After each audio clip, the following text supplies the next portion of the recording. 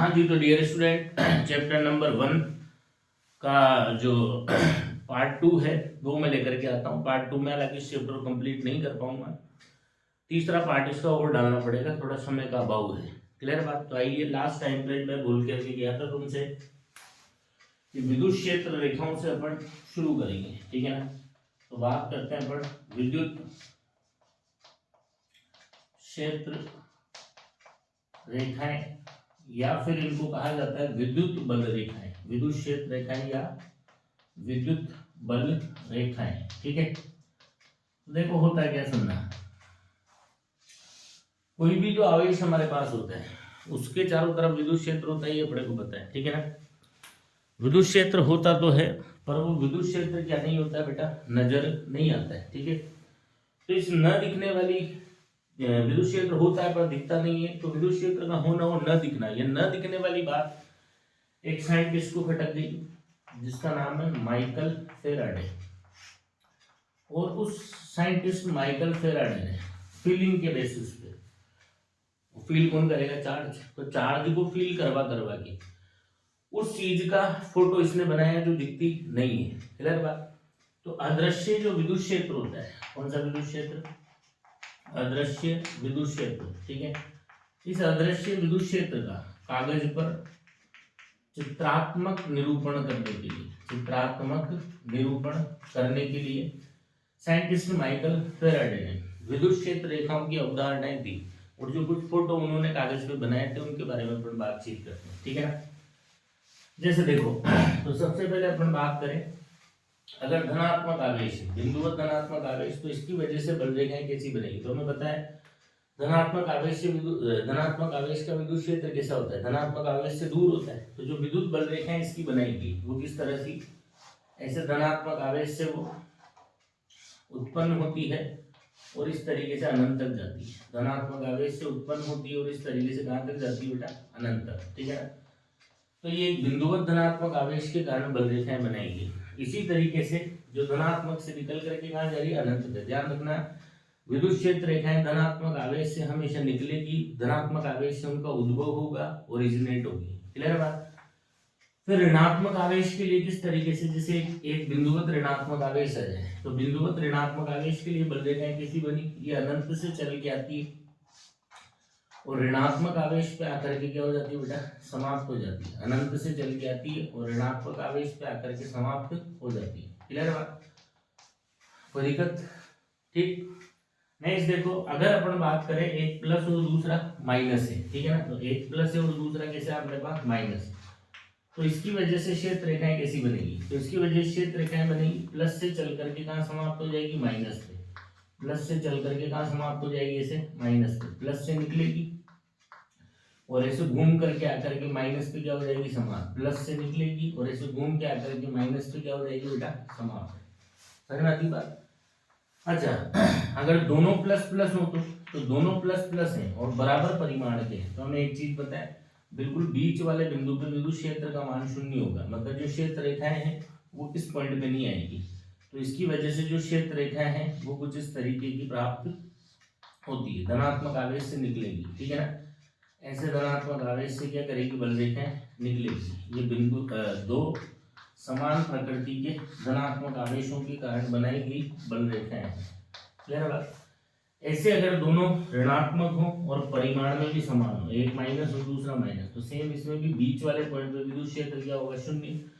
तो क्षेत्र रेखाएं सेम पहले जो फोटो बनाया उसी की तरह बनेगी, बस इसमें क्या होगा, घूम करके माइनस पे आकर के खत्म होगी। क्लियर बात? इस तरीके की बल रेखाएं अपने को मिलेगी, ठीक बात।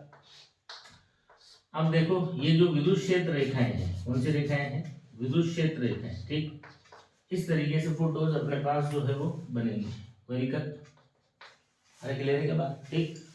अब इसमें जो इंपॉर्टेंट चीज है जिसके ऊपर अपने से क्वेश्चन पूछा जा सकता है उसके बारे में हम बातचीत करते हैं, तो वो है विद्युत क्षेत्र रेखाओं के गुणधर्म। विद्युत क्षेत्र रेखाओं की क्या गुणधर्म, तो विद्युत क्षेत्र रेखाओं की क्या गुणधर्म है इसके बारे में अपन बात करते हैं, ठीक है ना। तो अब अपन बात करते हैं विद्युत क्षेत्र रेखाओं के क्या गुणधर्म, ठीक है। तो क्या गुणधर्म होते हैं, तो सबसे पहला गुणधर्म तो यही है कि धनात्मक आवेश से उद्भव होता है और ऋणात्मक आवेश पे आकर के बल रेखाएं क्या हो जाती है, समाप्त होती है। क्लियर बात। धनात्मक आवेश से हमेशा उद्भव होगा और ऋणात्मक आवेश पे क्या हो जाएगी, समाप्त। धनात्मक से कभी, धनात्मक पर कभी समाप्त नहीं हो सकती और ऋणात्मक से कभी उद्भव नहीं हो सकता।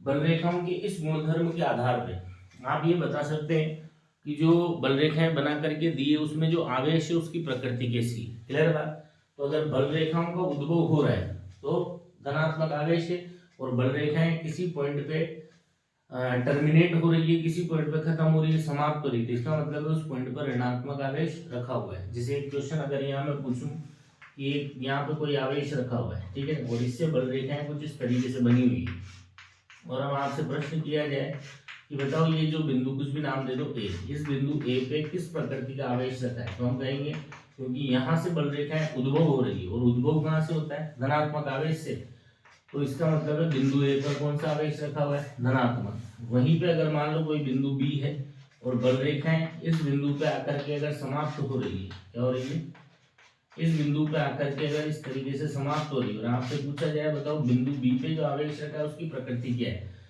तो क्या देखा हमने कि बिंदु बी पर आकर के बल रेखाएं समाप्त हो रही है, और बल रेखाएं समाप्त किस पर होती है, ऋणात्मक आवेश, इसलिए कहेंगे जो बी है वो ऋणात्मक आवेश होगा। क्लियर बात।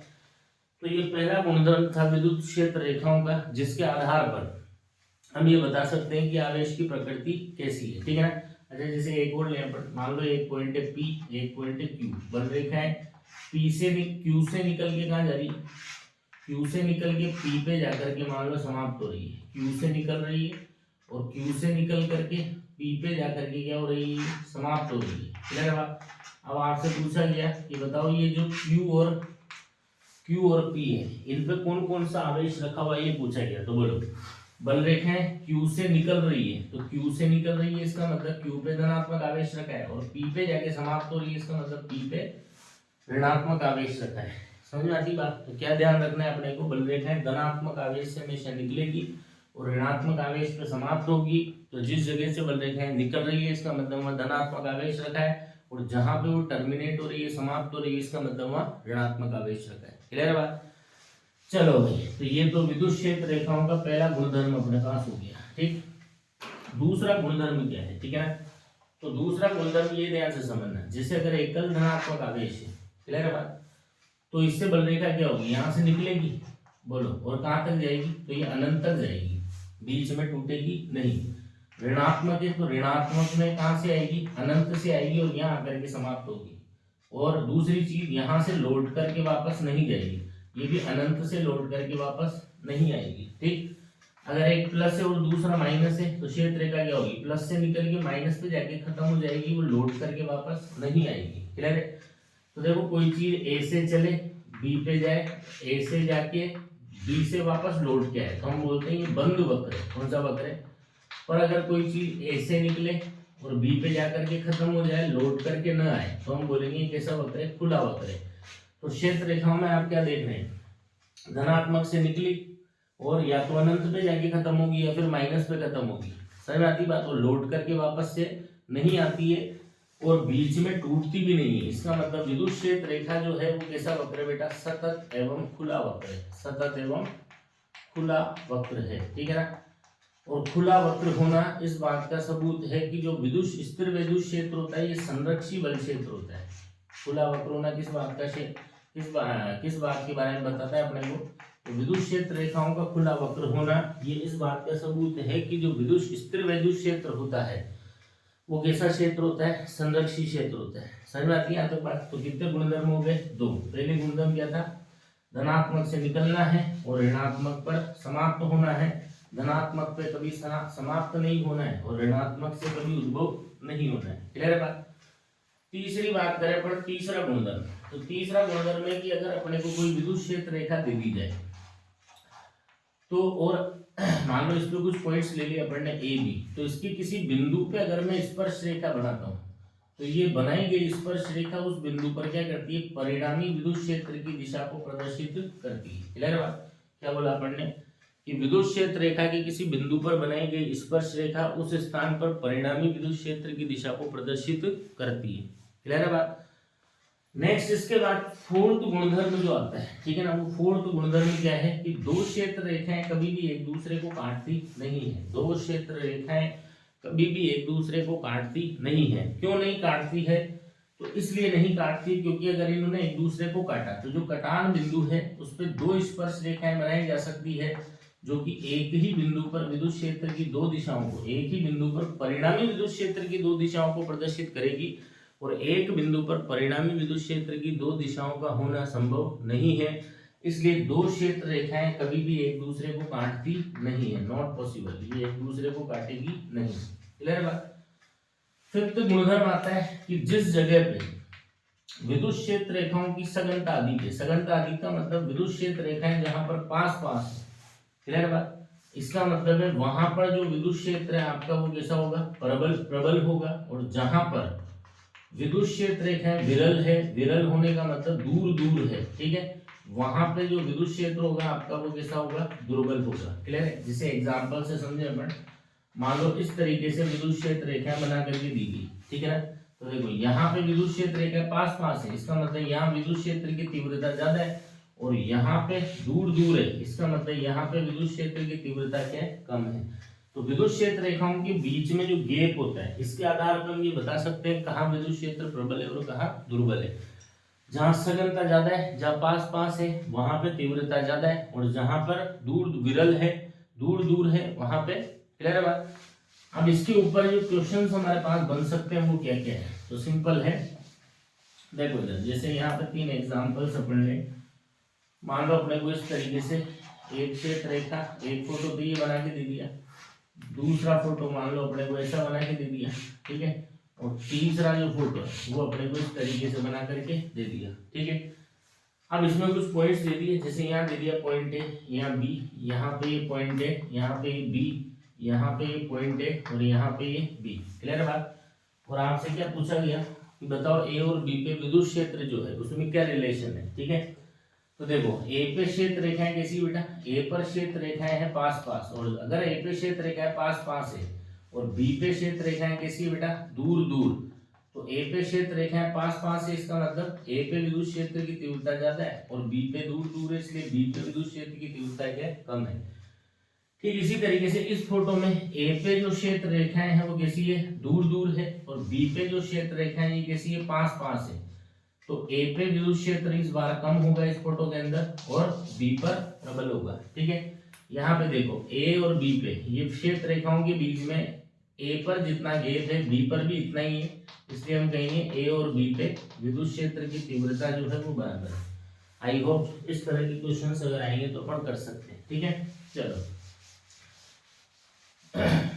नेक्स्ट आगे बढ़े अपन, तो विद्युत क्षेत्र रेखाओं का जो अगला गुणधर्म आता है वो क्या है, ध्यान से सुनना है कि विद्युत क्षेत्र रेखाएं कोई भी अगर हमारे पास चालक पृष्ठ है, कोई भी हमारे पास क्या है, चालक पृष्ठ, ठीक है ना, तो विद्युत क्षेत्र रेखाएं अगर मान लो ये चालक धनात्मक आवेशित हो रखा है, तो विद्युत क्षेत्र रेखा हमेशा क्या होती है, मान लो पॉजिटिवली चार्ज हो रखा है, तो विद्युत क्षेत्र रेखा जो है ये हमेशा चालक पृष्ठ के, अगर इसका उद्भव होता है तो चालक पृष्ठ के लंबवत, विद्युत क्षेत्र रेखा हमेशा चालक पृष्ठ के लंबवत होगी, चाहे वो वहां से पैदा हो या चाहे वो चालक पृष्ठ पर क्या हो, समाप्त हो। अगर ये ऋणात्मक आवेश से आवेशित है तो यहाँ विद्युत क्षेत्र रेखा समाप्त होगी, तो चाहे वो विद्युत क्षेत्र रेखाओं का चालक पृष्ठ से उद्भव हो चाहे समापन हो, वो चालक पृष्ठ की कैसे रहेगी, लंबवत।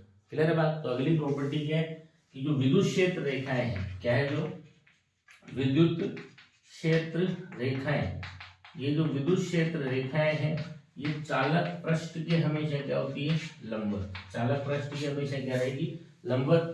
दूसरी चीज कभी भी क्या नहीं करेगी, ये चालक पदार्थ में प्रवेश नहीं करेगी, चालक पदार्थ के अंदर क्या नहीं करेगी, चालक पदार्थ में प्रवेश नहीं करेगी।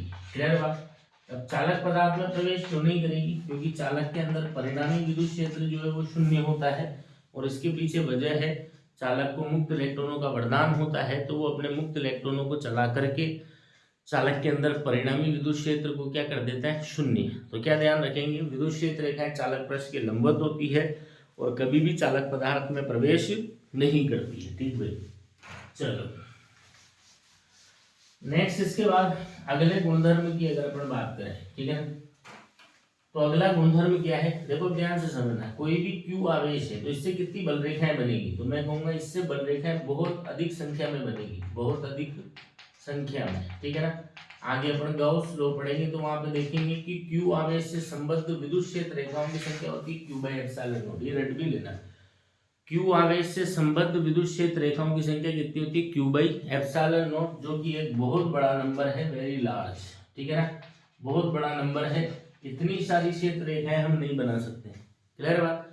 बट इतना तो हम कर ही सकते हैं कि हमें पता है कि जैसे एक आवेश है Q और दूसरा आवेश है 2Q, तो Q आवेश से r दूरी पे विद्युत क्षेत्र की तीव्रता कितनी होती है KQ बाई r स्क्वायर, तो 2Q की वजह से कितनी होगी K 2Q by r square. तो क्लियरली दिख रहा है कि ये जो विद्युत क्षेत्र है ये उसका 2 गुना है, तो अगर 2 गुना है तो हम पूरी क्षेत्र रेखाएं तो दोनों की नहीं बना सकते, पर इतना तो कर सकते हैं कि इसका विद्युत क्षेत्र डबल है और इसका आधा है।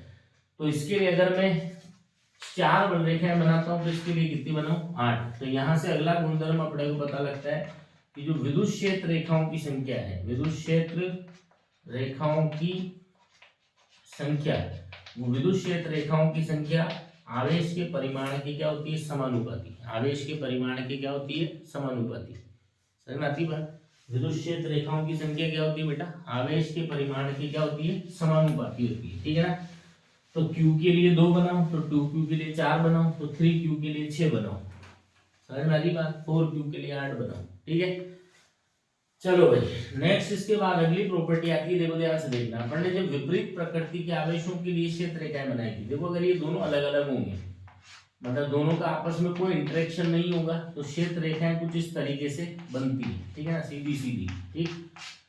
पर वहीं पे अगर ये दोनों एक दूसरे के इंटरेक्शन में आ जाए, मतलब एक दूसरे पे बल लगाने लगे, तो क्या देखा था, ये बल रेखा ऐसे जाती है, ये बल रेखा ऐसे मुड़ जाती है, क्लियर बात।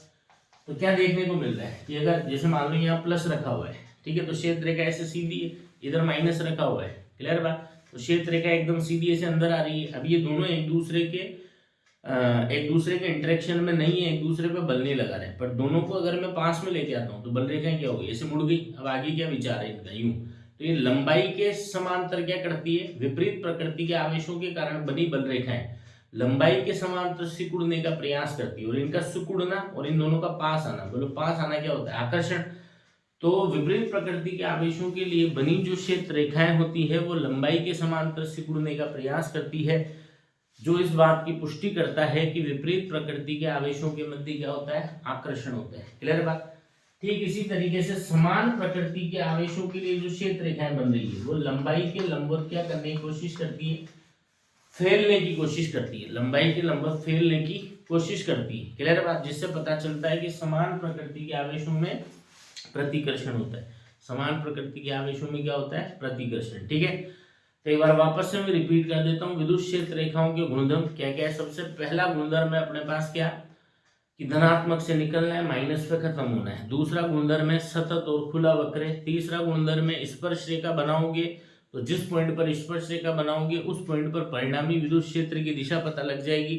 चौथा है दो क्षेत्र रेखा आपस में एक दूसरे को कट नहीं करती है, क्योंकि अगर काटेंगी तो कटान बिंदु पर दो स्पर्श रेखाएं बनाई जा सकती है जो एक ही बिंदु पर विद्युत क्षेत्र की दो दिशाओं को प्रदर्शित करेगी, और एक पॉइंट पर परिणामी विद्युत क्षेत्र की दो दिशाओं का होना संभव नहीं है।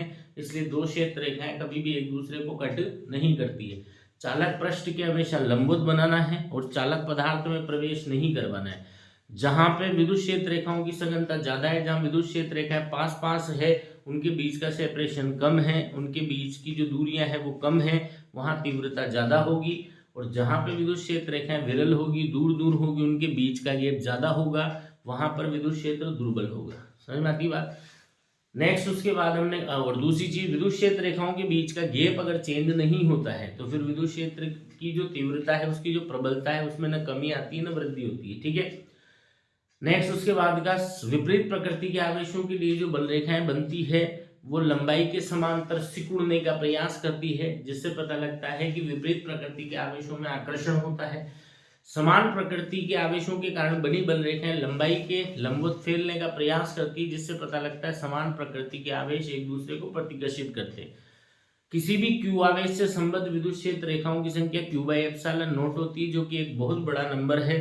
अतः हम कागज में इतनी क्षेत्र रेखाओं को नहीं बना सकते, और वैसे भी तो 3D में होती, 3D में कैसे बनाओगे, तो इतना तो नहीं कर सकते, पर इतना तो कर सकते हैं कि Q के लिए 4 बनाए तो 2Q के लिए 8 बनाए। तो यहाँ से पता चलता है कि विद्युत क्षेत्र रेखाओं की संख्या जो है वो आवेश के परिमाण की क्या होती है, समानुपाती होती है। क्लियर बात। नेक्स्ट अपने को इस तरीके से ये विद्युत क्षेत्र रेखाओं की जो गुणधर्म है वो क्या हो जाता है हमारे पास, समाप्त। ठीक है,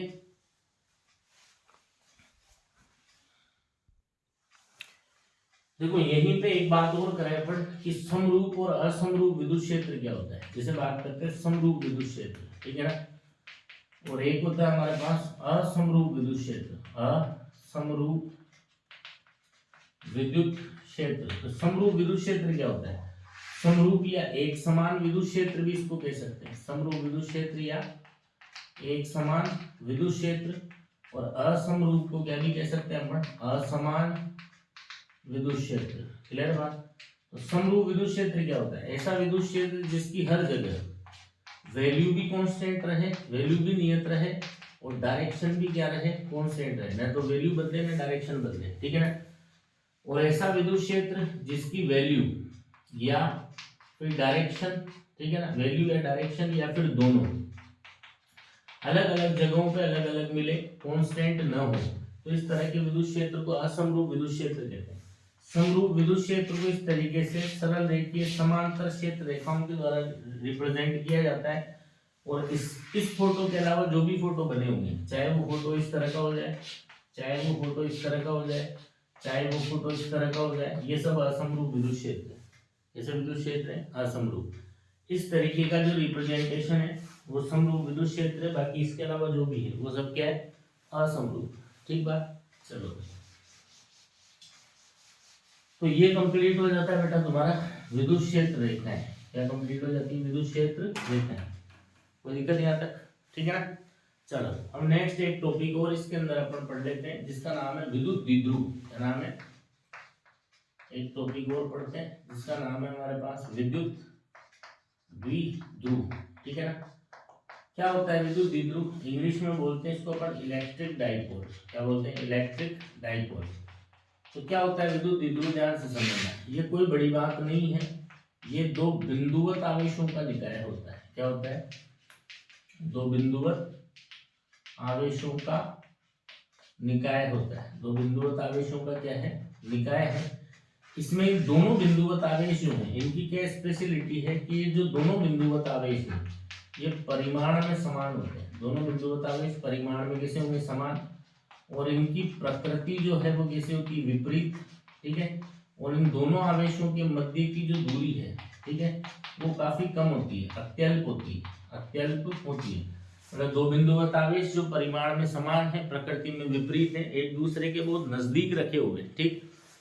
तो इस प्रकार जो निकाय बन के तैयार होता है उसी को क्या कहते हैं, विद्युत द्विध्रुव। जैसे यहाँ मैं दर्शाऊं, एक माइनस आवेश है, ये है माइनस क्यू, दूसरा प्लस आवेश है, ये है प्लस क्यू, और एक दूसरे के बहुत नजदीक रखे हुए हैं। तो ये जो सिस्टम बन के तैयार हुआ इसी को हम विद्युत द्विध्रुव कहते हैं। ठीक है, इसमें इन दोनों आवेशों के बीच की दूरी को हालांकि इकाई से भी लिख सकते हो, एक्स भी लिख सकते हो, एल भी लिख सकते हो, डी भी लिख सकते हो, पर हमारी एनसीईआरटी में इसको 2a लिखा हुआ है तो हम 2a से रिप्रेजेंट करेंगे। क्लियर है।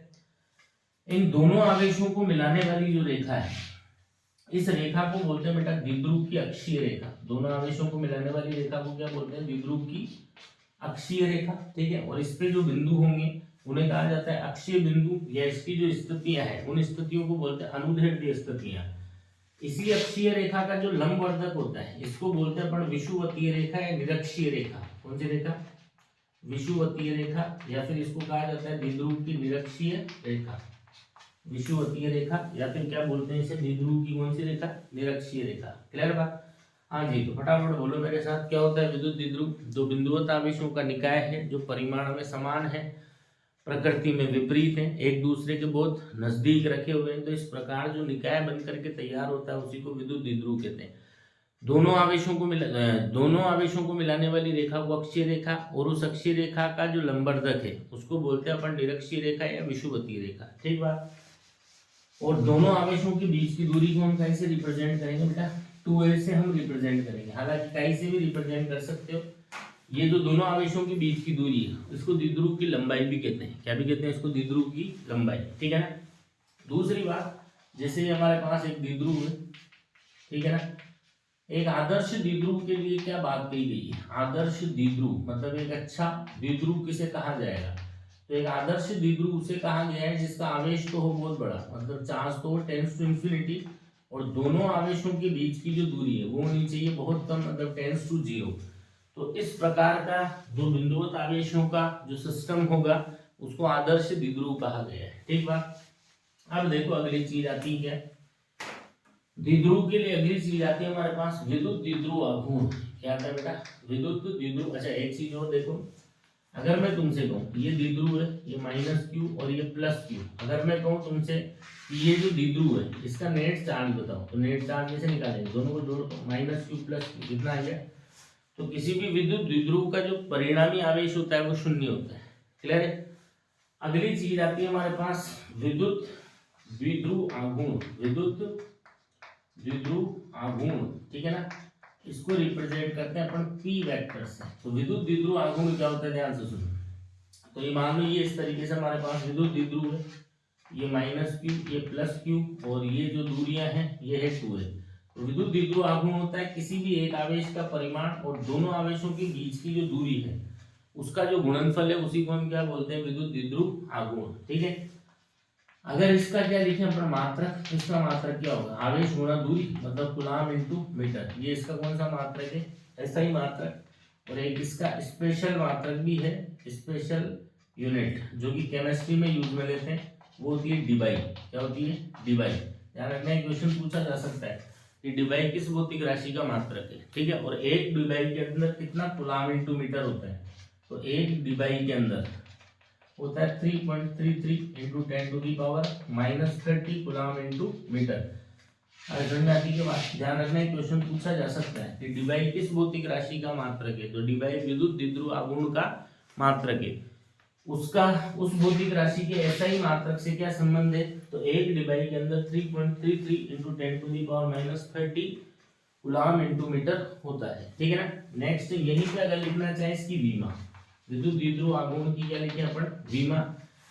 तो विद्युत द्विध्रुव आघूर्ण की जो विमा है वो होती है हमारे पास आवेश गुणा बीच की दूरी। तो आवेश के लिए लिखेंगे A1 T1 और बीच की दूरी के लिए L1। तो सोल्व करने पे आएगा M0 L1 T1 A1। ठीक है। और अगली बात, ये बेटा एक सदिश राशि है। कौन सी राशि? और अगर ये सदिश राशि है तो फिर इसकी दिशा क्या होती है? तो फिजिक्स के अंदर इसकी दिशा ली जाती है माइनस क्यू से प्लस क्यू की ओर, मतलब माइनस क्यू से प्लस क्यू की ओर, मतलब ऐसे। कोई कष्ट? अरे बोलो ना, पक्का? ठीक है। चलो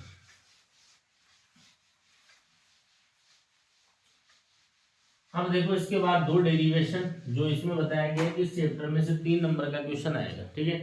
तो 3 नंबर का क्वेश्चन यहां से भी बन सकता है। क्या क्वेश्चन बनता है देखते हैं अभी।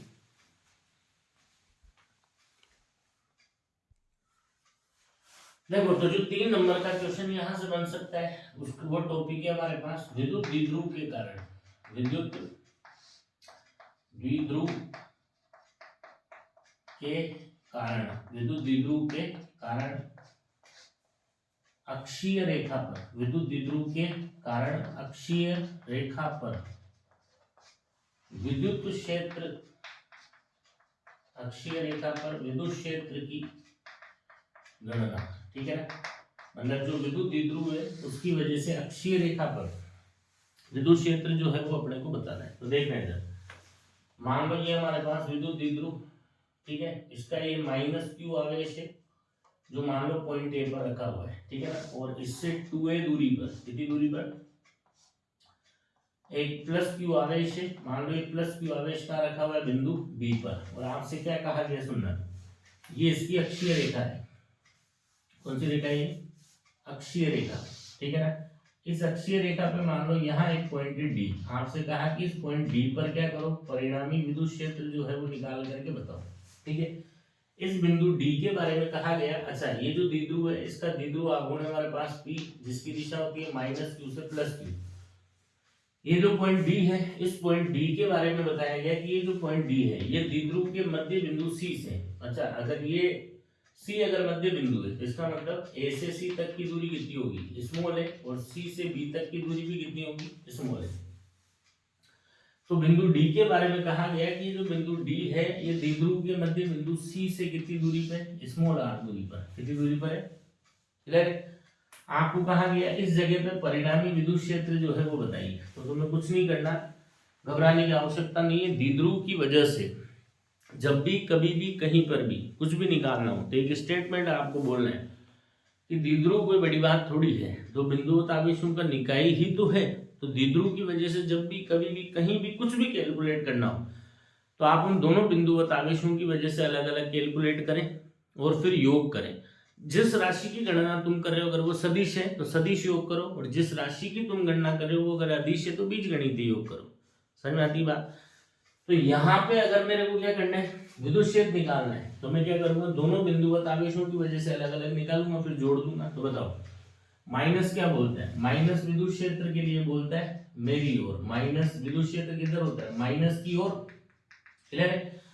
तो ये ए पे रखा हुआ है इसलिए माइनस वाले के विद्युत क्षेत्र को मैं यहाँ ए से रिप्रेजेंट करता हूँ, ठीक है ना। और प्लस क्या बोलता है बेटा, प्लस क्या बोलता है विद्युत क्षेत्र के बारे में, प्लस क्या बोलता है मुझसे दूर, तो ये प्लस क्या बोलेगा कि विद्युत क्षेत्रों का मुझसे दूर। अब ध्यान से देखो ये जो पॉइंट डी है प्लस के ज्यादा नजदीक है इसलिए प्लस की यहाँ तीव्रता ज्यादा रहेगी, तो प्लस बी पे रखा हुआ है तो इसको बोल दिया मैंने ई बी। कोई दिक्कत, कोई दिक्कत। अब करते हैं कैलकुलेट। तो सबसे पहले अपन निकालते हैं बिंदु डी पर, बिंदु डी पर माइनस क्यू के कारण, माइनस क्यू के कारण विद्युत क्षेत्र, ठीक है ना। तो बोलो बिंदुवत आवेश के कारण विद्युत क्षेत्र का क्या फॉर्मूला होता है, के क्यू बाई आर स्क्वायर। तो अपन लिखेंगे ई ए सदिश बराबर के की जगह लिखेंगे 1/4 pi epsilon naught Q by ये दूरी है स्क्वायर। तो बोलो ये दूरी कितनी है, ये आर है और ये ए है, तो ये दूरी कितनी होगी बेटा आर प्लस ए का होल स्क्वायर। और डायरेक्शन किधर है, इधर, तो इस डायरेक्शन को मैं बोल देता हूँ बी से सी। ये होगी तुम्हारी समीकरण नंबर 1, ठीक है। इसी प्रकार बिंदु डी पर, बिंदु डी पर प्लस क्यू के कारण, किसके कारण, प्लस क्यू के कारण विद्युत क्षेत्र, ठीक है। तो बिंदु डी पर प्लस क्यू के कारण जो विद्युत क्षेत्र होगा वो होगा ई बी सदिश बराबर, बोलो वही फॉर्मूला के क्यू बाई आर स्क्वायर। के की जगह लिखेंगे 1/4 पाई एप्सिलॉन नॉट क्यू की जगह क्यू, और ये दूरी है, बोलो ये दूरी कितनी है, ये आर है ये ए है, तो ये दूरी होगी आर माइनस ए, तो आर माइनस ए का होल स्क्वायर। और डायरेक्शन किधर है यू, इसको मैं बोल सकता हूँ सी से डी।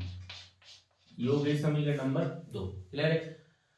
अब अपने को परिणामी विद्युत क्षेत्र चाहिए, तो ध्यान से देखो समीकरण 1 को देखो और समीकरण 2 को देखो। तो समीकरण 1 व 2 से क्या पता चलता है, देखो ये q/4 बाई एप्सिलॉन नॉट ये तो दोनों में है, यहाँ डिवाइड हो रहा है r प्लस ए का स्क्वायर, यहाँ r माइनस ए का स्क्वायर, यहाँ छोटे से बड़े से डिवाइड हो रहा है और यहाँ, तो जहाँ बड़े से डिवाइड होगा वो वैल्यू छोटी होगी। तो समीकरण 1 वो 2 से क्या पता चला कि जो ए की वैल्यू है वो ई बी से कम है। और ध्यान से देखो दोनों की डायरेक्शन को देखो, एक की जो डायरेक्शन है वो है डी से सी और दूसरे की सी से डी, तो डायरेक्शन कैसी है दोनों की अपोजिट है, और दिशाएं कैसी है बोलो, दिशाएं हैं परस्पर विपरीत। और दो सदिश अगर परस्पर विपरीत दिशा में होते हैं तो सदिश योग करने का तरीका क्या होता है, बड़ा वाला माइनस छोटा वाला, और डायरेक्शन वही होती है जो बड़े की होती है, ठीक है ना। तो अगर मैं लिखूं डी पर परिणामी विद्युत क्षेत्र, क्या लिखूं बेटा, डी पर परिणामी विद्युत क्षेत्र, तो डी पर परिणामी विद्युत क्षेत्र कैसे निकालोगे, तो डी पे परिणामी विद्युत क्षेत्र को मैं बोल रहा हूँ ई अक्ष। अरे क्लियर है क्या बात, ठीक है। तो कैसे लिखोगे, बड़ा वाला माइनस छोटा वाला, तो बोलो बड़ा कौन है बी, तो बड़ा वाला और इसमें से किसको माइनस करोगे छोटा वाला, और डायरेक्शन वही होगी जो बड़े वाले की, तो बड़े वाले की डायरेक्शन क्या है सी से डी, तो यहाँ पे भी जो डायरेक्शन होगी वो किधर से किधर होगी बोलो सी से डी। अरे क्लियर है क्या। अब कुछ नहीं, दोनों की वैल्यूज यहाँ पे डाल दो, तो दोनों की वैल्यूज अपन यहाँ रखें, ठीक है। एक काम करता हूँ इसको मिटा देता हूँ फिर करता हूँ, ठीक है ना। देख लो एक बार, ठीक है, देख लो एक बार।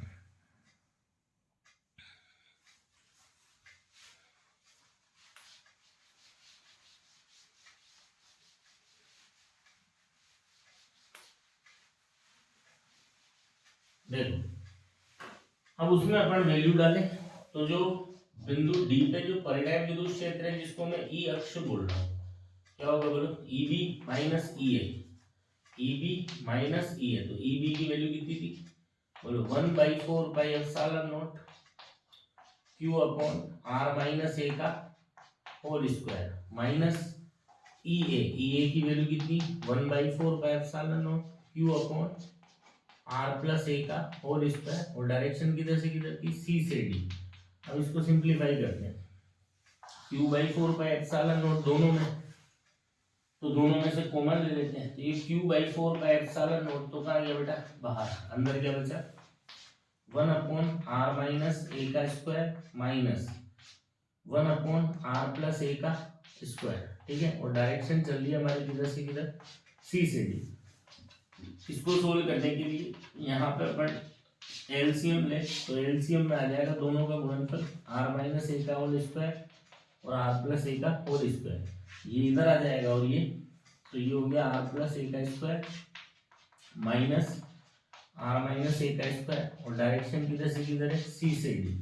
तो देखा, अब इसको खोल के अपन सोल्व करें, तो मैं इधर अलग से करके बता देता हूँ, r प्लस ए का होल स्क्वायर, इसको खोलोगे तो क्या मिलेगा, r square plus A square plus का 2ra, और r माइनस ए का होल स्क्वायर, इसको खोलोगे तो क्या मिलेगा, r square plus A square minus का 2r, और इसमें से इसको माइनस करोगे तो क्या हो जाएगा, r स्क्वायर से r स्क्वायर, ए स्क्वायर से ए स्क्वायर चला जाएगा, ठीक है ना, और 2ra मिलके कितना आ जाएगा 4ra, कितना आ जाएगा। तो ये जो पूरा है इसको सोल्व करने पे कितना आ जाएगा तुम्हारे पास 4ra, तो क्या मिलेगा बोलो, q/4 पाई एप्सिलॉन नॉट, यहाँ हो गया 4ra, और नीचे आ गया देखो a minus B into A plus B, तो क्या हो जाएगा A square minus B square, दोनों पे स्क्वायर लगा हुआ है का होल स्क्वायर, और डायरेक्शन किधर से किधर है, सी से डी। समझ आ रही है ना, ठीक है। अब एक चीज और ध्यान रखना कि द्विध्रुव से रिलेटेड किसी भी पैरामीटर को जब आप कैलकुलेट करेंगे तो आंसर हमेशा p के पदों में दिया जाता है, और p होता है q इंटू 2a। तो ध्यान से देखो, ये रहा हमारे पास q, ये रहा a, 2 की कमी तो 2 के यहाँ तो 4 है, तो इस 4 को क्या लिख सकता हूँ 2 इंटू 2, क्लियर है बात। एक 2 को तो यहाँ रख लूंगा और इस q को अंदर भेज देता हूँ, तो बोलो कितना आ गया, एक 2 को बाहर ले लो तो 2/4 पाई एप्सिलॉन नॉट, क्लियर है क्या, 2r बाहर आ गया, और q into 2a R square minus A square का होल स्क्वायर, और डायरेक्शन किधर से किधर है भाई, सी से डी, ठीक है ना। अब इस पूरे पैरामीटर को ध्यान से देखना, क्या लिखा हुआ है q इंटू 2a, ये जो सदिश लिखा हुआ है q इंटू 2a सी से डी, इस सदिश को देखो, तो इस सदिश की जो वैल्यू है वो p जैसी है, और डायरेक्शन किधर है, सी से डी, सी से डी का मतलब यूं, और p की डायरेक्शन भी तो यही है, इसका मतलब ये जो लिखा हुआ है ये वैल्यू वाइज और डायरेक्शन वाइज p जैसा है, और अगर दो सदिशों के परिमाण दिशा दोनों बराबर हो तो बराबर हो, तो इसका मतलब ये और कुछ नहीं, ये p सदिश ही है, क्या ये, क्या है बोलो, p सदिश ही है, क्लियर है। तो आगे इसको सोल्व करते हैं, देखना,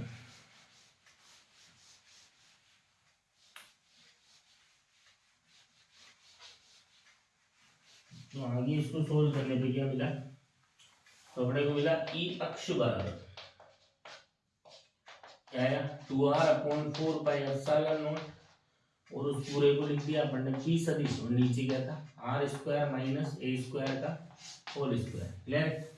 आगे बढ़ा है तो इसको ऐसे लिख देता हूँ मैं, ई अक्ष बराबर r/4 पाई एप्सिलॉन नॉट, यहाँ आ गया 2p सदिश, और नीचे r square minus A square का होल स्क्वायर। अच्छा, अगर अपन बात करें लघु द्विध्रुव की, कौन से द्विध्रुव की, लघु द्विध्रुव, लघु द्विध्रुव का मतलब है छोटा सा द्विध्रुव, छोटा द्विध्रुव मतलब ये बहुत छोटा है, तो लघु द्विध्रुव के लिए क्या होता है, आर की वैल्यू जो है वो ए से बहुत बड़ी होती है, इसलिए हम क्या कर देंगे, ए स्क्वायर को नगण्य, ए स्क्वायर को क्या मानना है, क्लियर।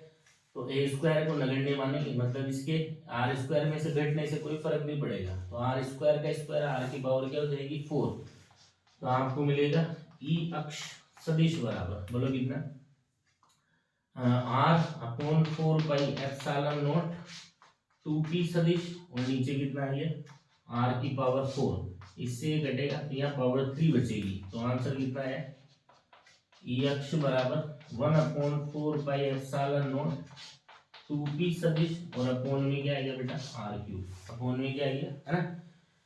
इसकी जगह पे मैं k लिख सकता हूँ तो e अक्ष बराबर कितना आ गया, तो e अक्ष बराबर आ गया मेरे पास 2kp सदिश अपॉन r3। यहाँ कुछ नहीं लगा तो प्लस चिन्ह मानेंगे। ये प्लस क्या शो कर रहा है कि अक्ष पे जो विद्युत क्षेत्र होता है, ठीक है ना, वो p सदिश की दिशा में होता है। किसकी दिशा में होता है, p सदिश की दिशा में। मतलब यहाँ जो परिणामी विद्युत क्षेत्र आएगा ना वो किस दिशा में आएगा। अब तुम्हें जिस तरीके से रटना है वो क्या है कि द्विध्रुव की अक्ष पे जो विद्युत क्षेत्र होता है वो होता है 2kp/r3 और इसकी जो डायरेक्शन होती है वो डायरेक्शन किधर होती है, तो डायरेक्शन होती है p सदिश की दिशा में। किसकी दिशा में, p सदिश की दिशा में। और यहाँ देखो जो विद्युत क्षेत्र आपको मिल रहा है वो दूरी के घन के व्युत्क्रमानुपाती है।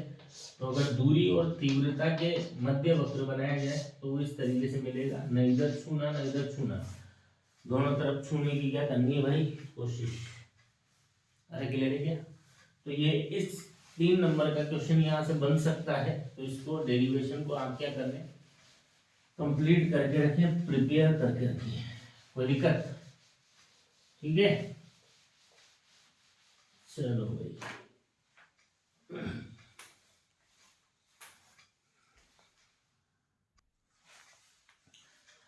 हाँ जी, तो देखो बच्चों अगला जो 3 नंबर का क्वेश्चन बन सकता है वो क्या है, विद्युत द्विध्रुव के कारण निरक्षीय रेखा पर विद्युत क्षेत्र की तीव्रता की गणना। तो देखो इधर ये मान लो हमारे पास इस तरीके से विद्युत द्विध्रुव की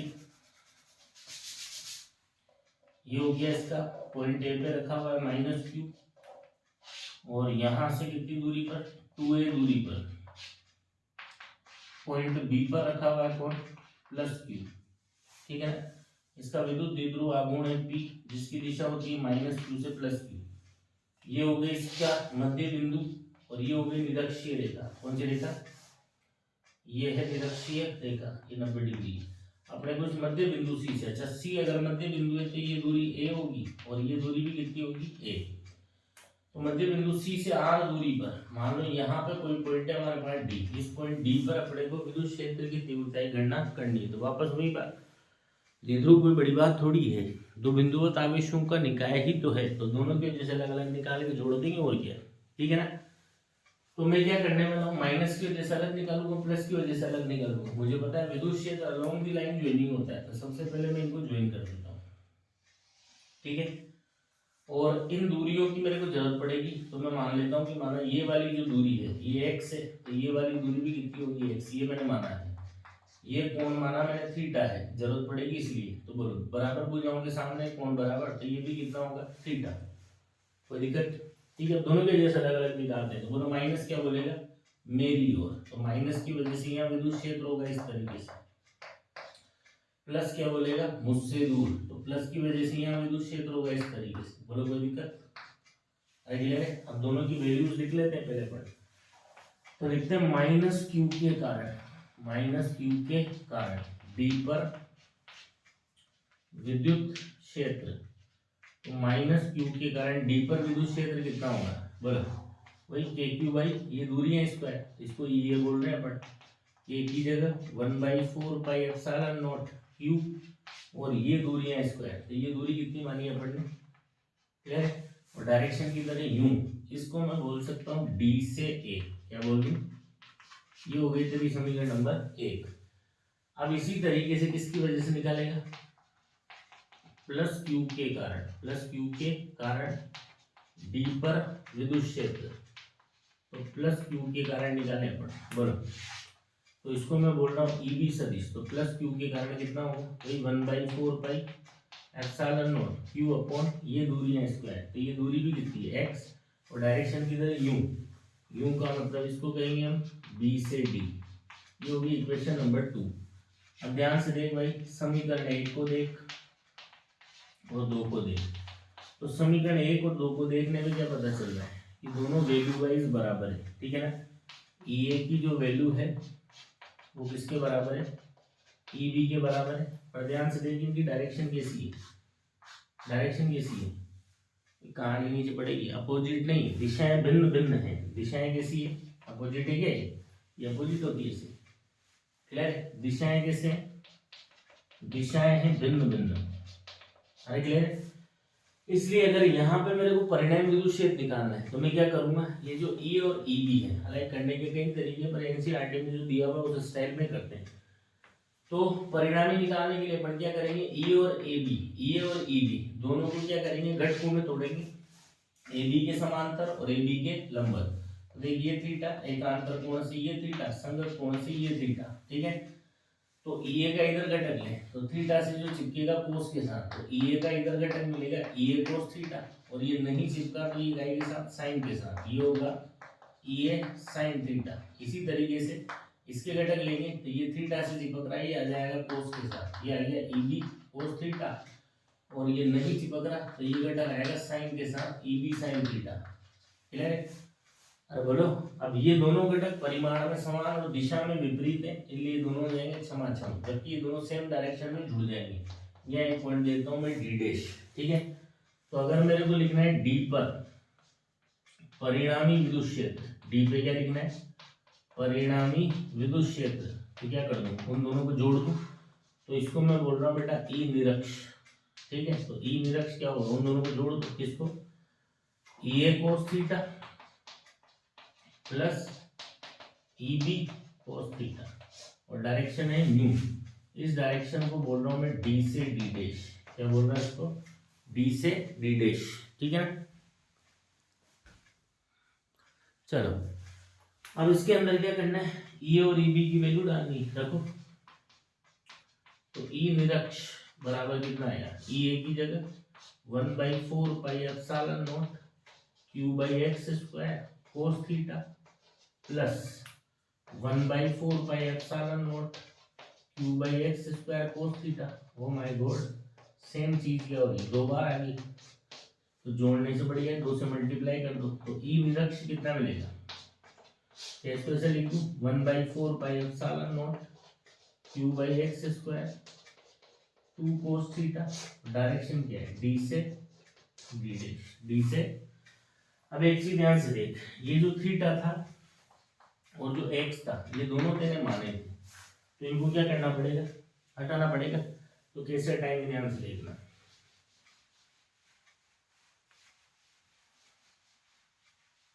तो इनको हटाने के लिए अपने को क्या करना है, सुनो, थीटा और एक्स को हटाने के लिए मैं जाता हूँ समकोण त्रिभुज में, ये दिख रहा होगा तेरे को, ये वाला, ये ठीक है ना, ए सी और डी, ये कोण है थीटा, ये दूरी एक्स है, ये आर है और ये ए है। क्लियर है? तेरे को यहां से निकालना है कोस थीटा, कोस थीटा क्या होगा, आधार बटे कर्ण, तो बोल 90 डिग्री के सामने ये हो गया कर्ण, थीटा के सामने ये हो गया लंब, और ये बचा कुछ क्या हो गया आधार, तो आधार की जगह लिखेगा ए, कर्ण की जगह लिखेगा एक्स, ठीक है। इसमें रख दे वैल्यू, तो बोल कितना है, ई निरक्ष बराबर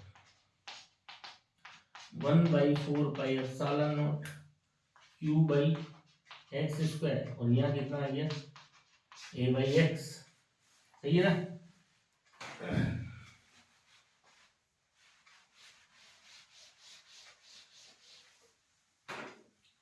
और डायरेक्शन किधर से किधर है, डी से डी डैश, ठीक है। चलो भाई फिर देखो, q इंटू 2 है और नीचे x square into x, x cube हो गया। अब ध्यान से देखो, q इंटू 2 है डी से डी डैश, तो इसकी वैल्यू तो किसके जैसी है, p जैसी, पर डायरेक्शन देखो p की डायरेक्शन u है, जबकि ये जो लिखा हुआ है इसकी डायरेक्शन u है, मतलब ये जो लिखा हुआ है ये वैल्यू में तो p जैसा है, पर डायरेक्शन में p से अपोजिट है, तो क्या मुझे इसको p लिखना चाहिए, माइनस p लिखना चाहिए, माइनस p, ठीक है। तो ई निरक्ष जो अपने को मिला वो कितना मिला, वो मिला 1/4 पाई एप्सिलॉन नॉट, यहाँ आ जाएगा इसकी जगह माइनस पी और नीचे एक्स, हम वापस से वही चीज, ये एक्स भी तेने माना था, इसको भी हटाना पड़ेगा। तो फिर से इस त्रिभुज में जा और यहाँ पाइथागोरस थ्योरम लगा, बोल क्या लिखेगा, कर्ण स्क्वायर मतलब एक्स स्क्वायर बराबर लंब स्क्वायर आर स्क्वायर प्लस आधार स्क्वायर, तो एक्स की वैल्यू कितनी आ जाएगी, R square plus A square की होल पावर 1/2, तो तेरे को एक्स क्यूब चाहिए, तो दोनों तरफ क्यूब करेगा तो क्या आ जाएगा, ये पावर 3/2, सही है ना। तो बोलो इसमें डाल दो वैल्यू, तो ई निरक्ष कितना मिला, तो तेरे को मिला ई निरक्ष बराबर 1/4 pi epsilon nought minus P सदिश और नीचे R square plus A square की होल पावर 3/2। फिर वापस वही बात करेंगे अपन किसके लिए, लघु द्विध्रुव के लिए। किसके लिए, तो लघु द्विध्रुव के लिए आर की वैल्यू ऐसे क्या रहेगी, बहुत ज्यादा, इसलिए ए स्क्वायर को क्या करेगा, नगण्य मानेगा।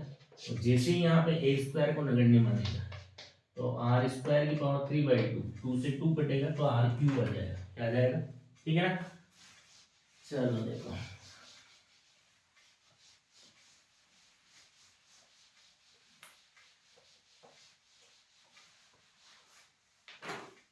तो ई निरक्ष हमारे पास आ गया कितना, बोलो 1/4 माइनस पी सदिश अपॉन आर क्यूब। इसकी जगह पे अगर के लिख दूं तो ई निरक्ष कितना मिलेगा, माइनस का के पी सदिश अपॉन आर क्यूब। ये माइनस क्या बता रहा है कि जो निरक्ष पे विद्युत क्षेत्र है वो प्रति समांतर है, डायरेक्शन में अपोजिट है पी सदिश से। तुम्हें जिस तरीके से लगता है वो क्या है, कि निरक्ष पे विद्युत क्षेत्र जो होता है वो होता है के पी बाई आर क्यूब, और दिशा होती है पी के अपोजिट। दिशा कैसे होती है, पी के अपोजिट। क्लियर बात। एक छोटा क्वेश्चन आधे नंबर में जो बन सकता है वो क्या है, ध्यान से सुने, ठीक है ना। कई बार पूछा भी है तो पूछ सकता है। तो हमने क्या देखा कि अक्ष पे जो विद्युत क्षेत्र की वैल्यू हमारे पास आती है वो आती है 2kp बाई आर क्यूब, और निरक्ष पे जो वैल्यू हमारे पास आती है वो आती है हमारे पास kp by R cube. Clear. अगर मैं कहूँ दोनों का रेशियो निकालो सेम डिस्टेंस के लिए, आर सेम है, आर क्या है, मतलब द्विध्रुव में जितनी दूरी पे मैं अक्ष पे बात कर रहा हूँ, ठीक है ना, उतनी दूरी पे कहाँ बात कर रहा हूँ, निरक्ष पे, ठीक है। तो बोलो kp बाई आर क्यूब से kp बाई आर क्यूब गया, तो समान दूरी होने पर अक्ष और निरक्ष पे जो तीव्रता का अनुपात आएगा वो आएगा 2:1। मतलब अक्ष पर जो विद्युत क्षेत्र है वो निरक्ष का क्या होगा बेटा, अक्ष पर जो विद्युत क्षेत्र है वो निरक्ष का 2 गुना होगा। क्लियर बात। तो आज का लेक्चर यही रखते हैं। थर्ड जो लेक्चर होगा अपना उसमें विद्युत फ्लक्स, गाउस का नियम और उसके अनुप्रयोग में खत्म कर दूंगा। आज थोड़ा सा जल्दबाजी में है तो पढ़ाया भी जल्दबाजी में ही है, समझ में आ जाएगा। फिर भी नहीं समझ में आया कमेंट बॉक्स में प्रॉब्लम पूछ लेना, या इंस्टीट्यूट में जब मैं तुम्हें मिलूँ तो वहाँ पूछ लेना। क्लियर है। Bye bye, good night.